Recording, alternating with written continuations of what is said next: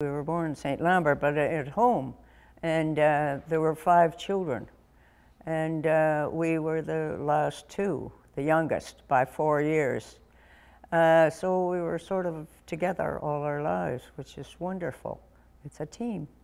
Anyway, we moved to Montreal and lived up on Westmount Mountain till we were married.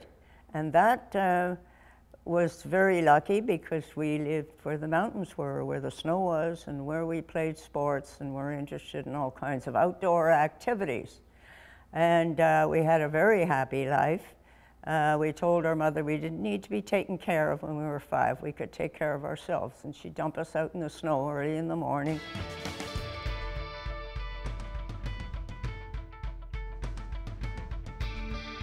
We had skied in Westmount Mountain. Our brothers were jumpers, and Edgar was 8 years older than us, but he challenged. We used to pump our way down the trails into Côte de Neige to where the big ski jump was, and wonderful jumpers like Punch Bott and Olsen brothers. Oh, yes, and anyway, we used to jump on the junior jump and the intermediate, and one day we were walking up over the mountain, and he saw us right near the takeoff of the jump up the hill, and he said, "When are you going over?"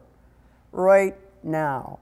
And anyway, okay, let's go. So we just went roaring down the trail. I don't know who went first, but anyway, boop, over the jump, and it's a nice big one. It's just a straight run anyway, so why not? Just got a bump on it.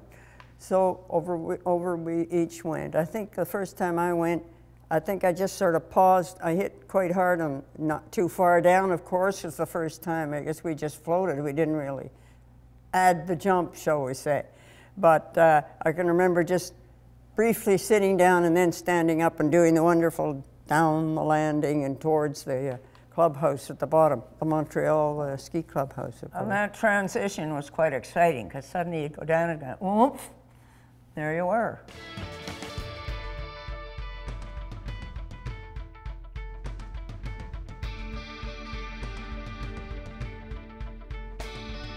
Unfortunately, I had to be invited to join it, and they took people who were a little older, who had graduated from high school.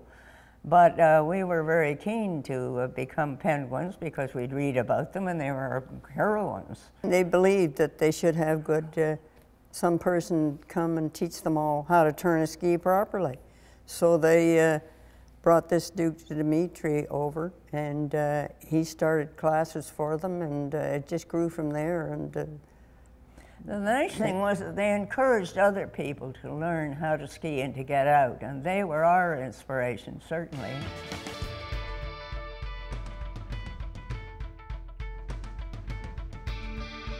Going over in 1948, of course, he had to wait till after the war, and finally the Olympics came, and we were named to the team. We went over on the Queen Mary. And we were the only 2 girls. And anyway, the coach, of course, was Émile Allais. What could be more exciting at that point, who was the world champion? We arrived over there, and then on we went to Paris. We had to cross the channel. That was the worst part, but the water. But anyway, we went on to Davos, and what a magical land. This is something we had dreamed of all our lives. And to be in Davos was just stunning. We'd go up to the top and ski down to Closters, a few villages below, and follow him.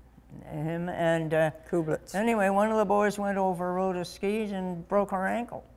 Well, that put her away. There go the hopes. Oh. So very sad we're still in this beautiful place.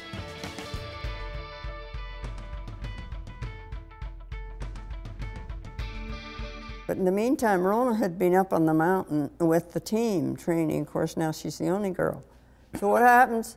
She goes down over the cliff on the other side, and there's a rock underneath the snow, believe it or not. She catches on the rock. Her ski comes off. In those days, the skis were very large skis, and as the ski had a string attached to it, so up it goes up in the air, and guess what? No helmet, crack. Down comes the big cut in the back of the head. So anyway, she skis and continues on down, and then goes back to the hotel, and goes in, and yeah, we'll just go down to see Dr. Fry.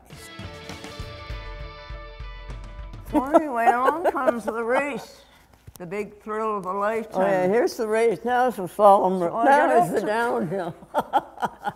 1948 games. I got up to the top of the course, and of course my head's bound up and whatever. And I was sitting on some kind of a platform of snow, and somebody swung around and hit me in the back of the head with their skis, which would go well. Anyway, I got up and started down the course, and it seemed great. You just take off, and there was this great part that went around like this, and then down and around, and I don't know what's around that corner, but it goes up. And on the left was a sort of a cliff, or it went way down. So I came along and a nice speed and everything, and I tried to little plow, looks like a corner. I flew up in the air, my right ski hit the left ankle, and I heard this loud crack, and landed way down the deep snow. Funny. So I thought, well, I gotta finish. So I started climbing out, and a couple of girls went by, after all, it's the Olympics.